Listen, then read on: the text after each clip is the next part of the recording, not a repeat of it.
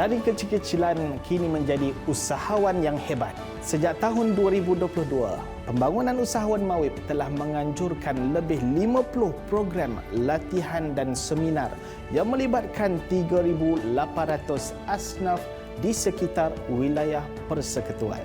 Hasilnya sangat membanggakan. Bayangkan 536 peserta asnaf berjaya keluar daripada kemiskinan. Malah 315 peserta asnaf kini menjadi pembayar zakat.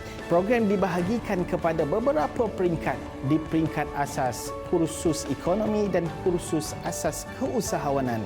Di peringkat pertengahan bengkel sijil halal.